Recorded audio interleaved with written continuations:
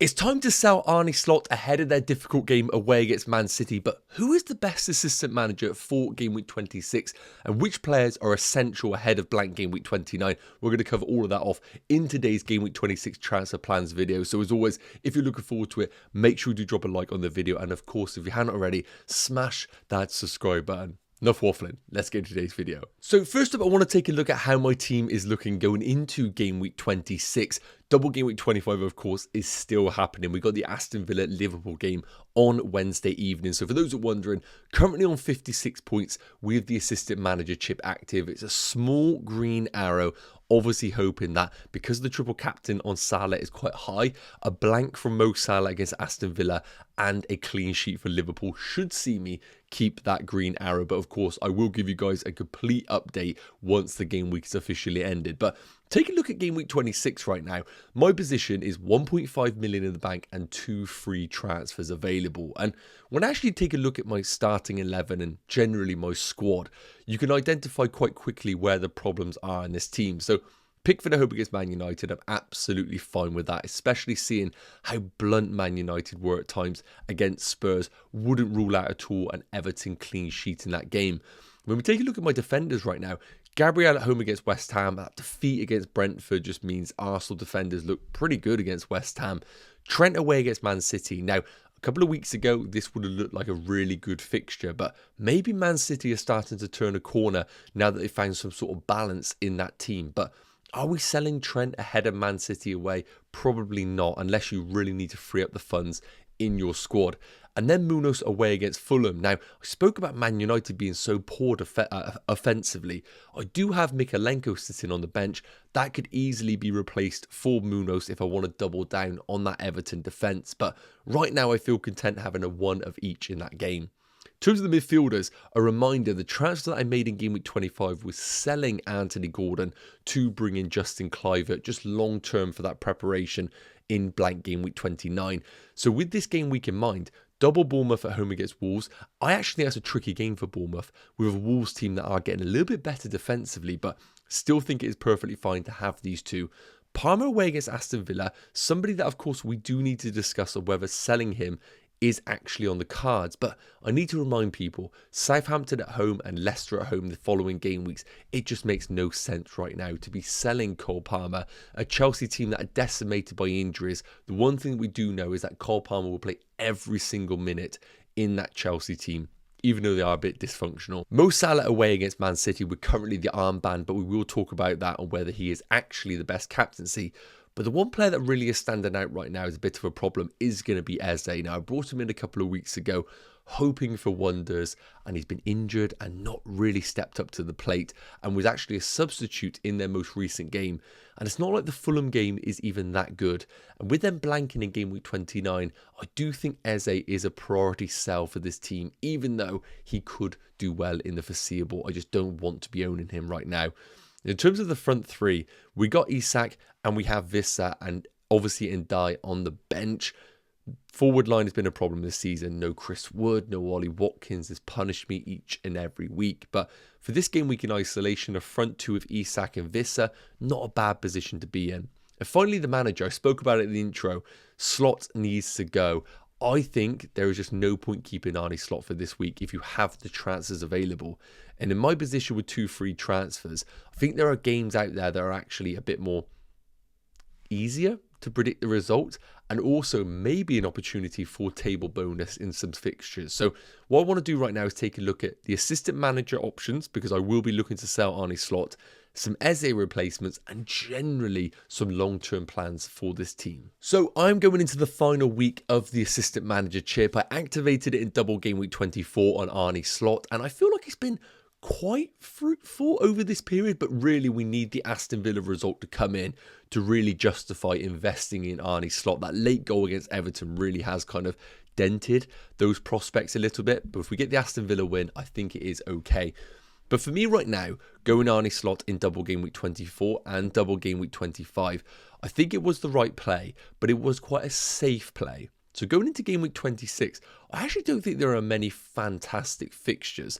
And I think it's really a case of now whether I want to go for a easier pick or I want to go for a riskier pick and maybe chase some of the table bonus. So I think that's the first thing that we need to discuss is which managers and teams actually have the table bonus available to them. And do I actually have any confidence on those teams? Because it's all well and good having a table bonus, but if I think there is no chance they get a draw or a win, then it makes no sense going there. So I've highlighted the teams that have table bonus opportunities. So Leicester at home against Brentford on a Friday night is definitely one of those that is a consideration. I thought Leicester were okay in game week 25, and Brentford are one of those teams that are Jekyll and Hyde. They can put teams to the sword, but equally they can be a frustrating team. I don't think it's an ideal fixture, I'm going to be honest with you. Brentford can score goals, so it doesn't feel like a home run here, but definitely one that I am considering for a table bonus. Now, West Ham away against Arsenal, I've highlighted it. That isn't even a consideration. Just forget about that one. Wolves away against Bournemouth, quite similar. I think some people actually like what they're seeing from Wolves, and I agree. But also I like what I'm seeing from Bournemouth. Now, all you need is Wolves to draw with Bournemouth, and you get a table bonus opportunity. I believe you get 8 points, which is fantastic. But also, would I be surprised if Bournemouth just put a few goals into them and won the game comfortably? I wouldn't be surprised either. So I'm not as compelled to go to Wolves as other managers. Then we got Crystal Palace away against Fulham. Now, I think this is the one that is getting a few managers excited. I think these teams are quite similar. I think Fulham in this position right now is maybe a little bit better than Palace, especially it being at Fulham. If it was at Palace, I think we'd all be going there right now. With Glasner, I think it is an opportunity to go for them. But again, do I feel huge confidence going for them? Not as much as other managers. Finally, we got the other 2 home games. Ipswich at home against Spurs. It just doesn't feel like the right time. I think Spurs getting a few players back, maybe a few weeks ago, yes. Just don't know if I really like the opportunity to go there now. So I'm going to rule out Ipswich. And Southampton at home against Brighton, I just cannot consider it. So realistically, in terms of the table bonuses, I think it's either Van Nistelrooy or it is going to be Glasner. I think those are 2 routes that we're considering right now. I'm going to pop the managers up here just for a bit of a price point perspective so we understand that here.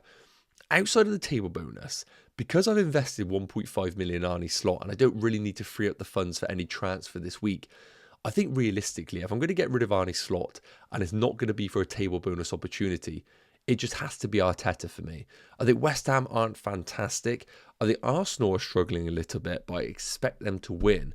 And when I look at the other games for opportunities, Man City, Liverpool, I'm not touching that game. I'm not touching the Newcastle Forest game because there's no table bonus opportunity. Similar to that of Aston Villa versus Chelsea. So the only one that I can sit here right now and say to you, if I had to bet on a game, it probably would be Arsenal beating West Ham with quite a lot of confidence. So as of right now, because I've got 1.5 million invested in Arnie slot, very easy move is Arnie slot to Arteta and just what I think is going to be quite a comfortable maybe 2-0, 3-0 win, and we're going to pick up the win points as well. Very similar strategy to that of Arnie slot. However, if it's been quite boring the last couple of weeks and you want to chase some upside, I think there are a couple of options, as I mentioned. Going all the way down to Van Nistelrooy, but with me having Brentford attacking assets, I just don't love that play. So I think it probably would be taking a punt on Glasner and hoping that Crystal Palace, still fighting a little bit in the relegation zones, go for this game. And even if you pick up the draw, that probably does outscore what Arteta would get. So for me right now, I think I would go safe and go Arteta on one of those managers. But otherwise, chasing the upside, I think I would go on Glasner. Let me know your thoughts in the comment section because Game Week 26 is quite a minefield for assistant managers. So I spoke about previously how Eze is just a bit of a problem player for my team. He isn't cheap enough where I can kind of just forget about him and crack on each and every game week. He's around 6.7 million. And with him just having this injury that is reoccurring and being on the bench once again for Crystal Palace, I fully expect him to come back into the team, but I just don't have that confidence right now that I had with Eze that I saw last season. And maybe he's just going through a difficult period. I felt like maybe we would just see eventually the return of Eze, but just isn't clicking right now, and it very much feels like the Mateta team. So right now, Crystal Palace, it's Mateta, it's Munoz for the clean sheet potential, and I feel like that is it. And each and every week that I keep Eze, I think I'm just asking myself, why am I actually doing so? The big thing we need to remember about Crystal Palace as well, I'm currently on a strategy where I'm looking to not free hit in game week 29. So with that in place, Eze just makes no sense long term. So I thought it would be really interesting to bring up 3 players here who are being discussed a lot. We got Nwaneri, who is at 4.5 million, cheap enabler, and obviously getting that 9-pointer in game week 25. We then got Matoma, slightly more expensive at 6.3 million. always been a fantastic player. FPL option, though, always been questionable just because of the consistency of returns. And then, of course, we got Mbeumo at 7.9 million. Kind of the sweetheart. Everybody wants to own him, but we always try and go somewhere different just because he is safe and he's a very standard FPL pick. So going into this week right now, with me looking to get an Eze replacement, I can afford all of these. So with game week 29 in mind, I need to decide which route to go for. So when we take a look at the fixtures first and foremost, because they all play in game week 29, Arsenal at home against Chelsea.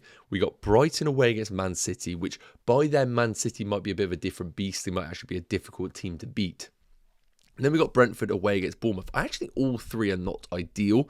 Weirdly enough, I think the Arsenal fixture is probably the best of the bunch. Now, when we take a look at the fixtures prior to that, because we need to remember, if we're just preparing for game week 29, it's all well and good, but players get injured. So I actually want to bring in a player that's also going to benefit my team for the foreseeable future. When we take a look at Nwaneri coming up, West Ham at home I think is a good fixture. Then we got Forest away, that could be a low scoring affair. Man United away, that should be fine. And then we come to the Chelsea game. I think the big question mark about Enquiries right now, and we got the numbers here, but he just hasn't played considerable minutes for me to come to any conclusion about him, is that I think the general consensus he will play for Arsenal 100%. But once Saka returns, where does Nwaneri go? Or how do those minutes look? And I think that's the big problem right now. If I'm buying a player for Eze, I need that guarantee that they're going to feature in game week 29. If Saka maybe gets accelerated a little bit with his return, could we then see some dented minutes for Nwaneri at times? I think the answer could be yes. So I love the idea of going for him, but I don't think the fixtures are good enough right now to justify me going there. So it comes down to Mitoma versus Mbeumo if I want to sell Eze. Now, when we take a look at Brighton's fixtures, brilliant game away against Southampton, even though it is a little bit of a derby.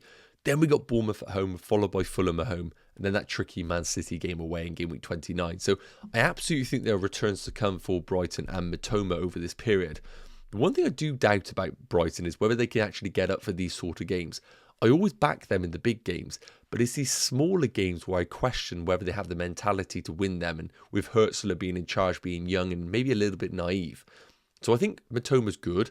The numbers are decent. 0.31 XG per 90, 0.54 big chances per 90, not too bad. So he is definitely on the cards. But the one that is just kind of the obvious pick when you have the funds available is going to be Bryan Mbeumo. Now, he is much more expensive. When we take a look at the fixtures coming up, Leicester away, similar to Mitoma, a great fixture. Then they got 2 home games with Everton and Villa, which I think are perfectly fine. Then they got Bournemouth away, which is a tough game, but I also think there could just be goals in that game regardless.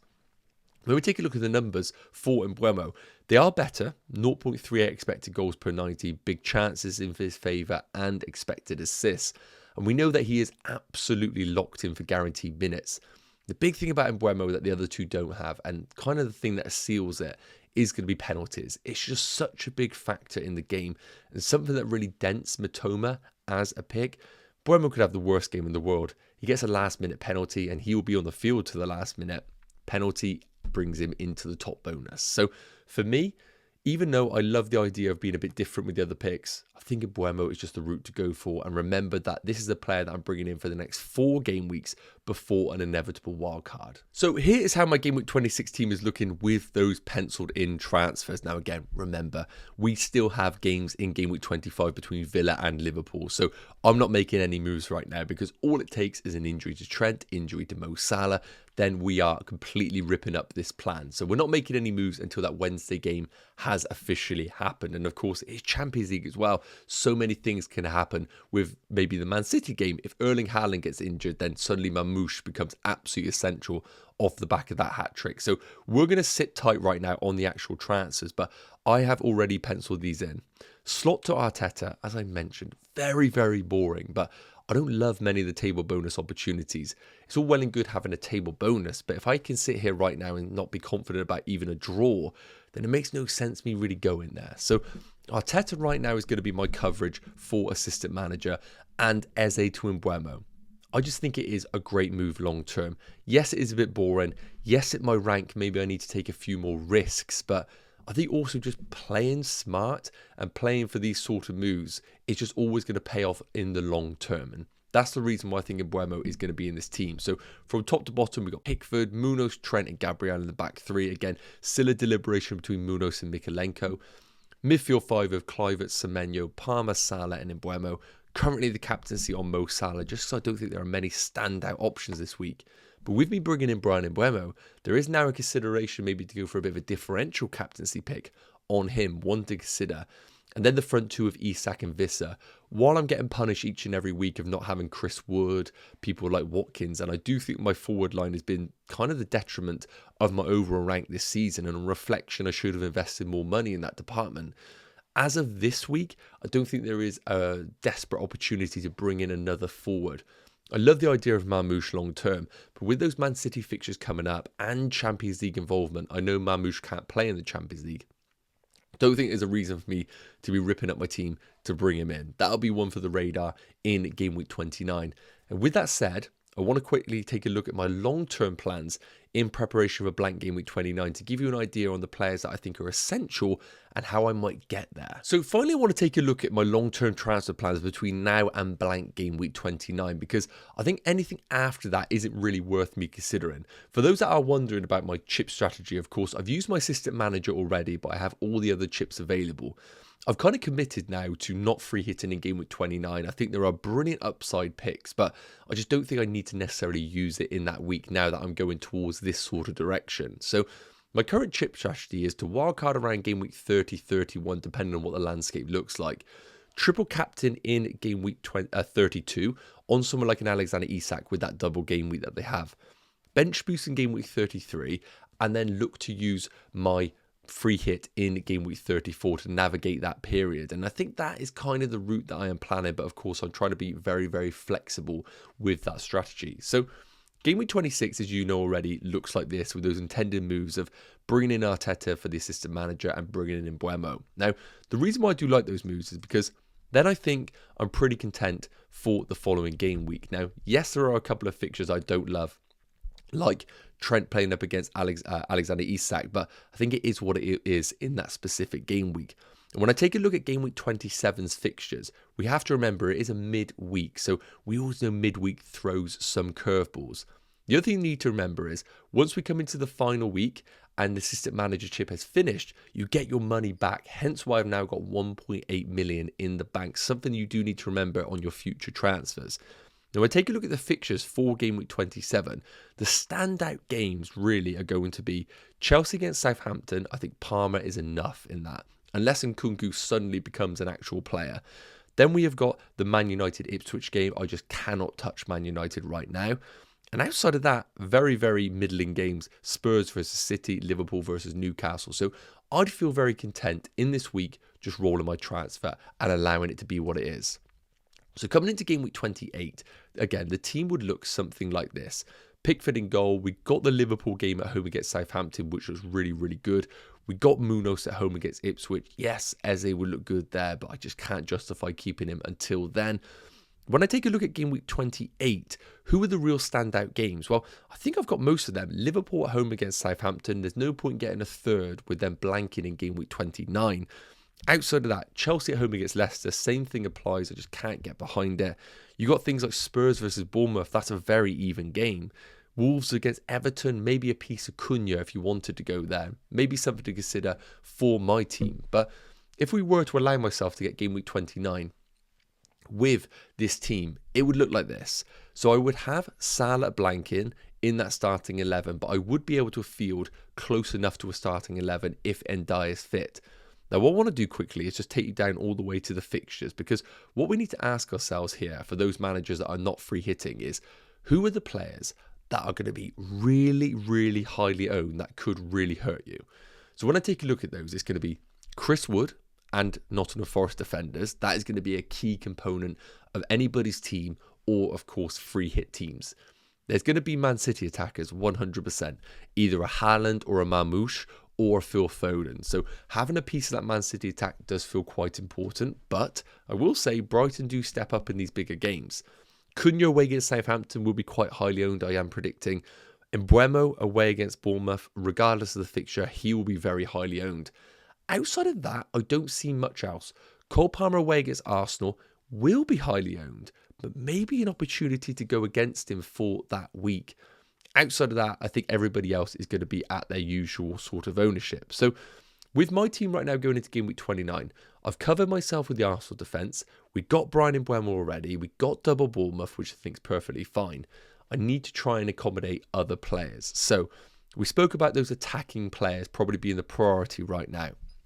We got Chris Wood, we got Cunha, we got Haaland. Now, of course, someone like a Cunha or Chris Wood is going to be the easier of the lots to bring in. I don't love the idea of selling Alexander Isak with a home fixture as Brentford available. So a move that I could do is Ndiaye out for Chris Wood. I know it's long-term preparation, but that would cover me off for the inevitable Chris Wood goal that he is going to score. And then I would be content with that. But of course, I need to strengthen in depth the actual squad here.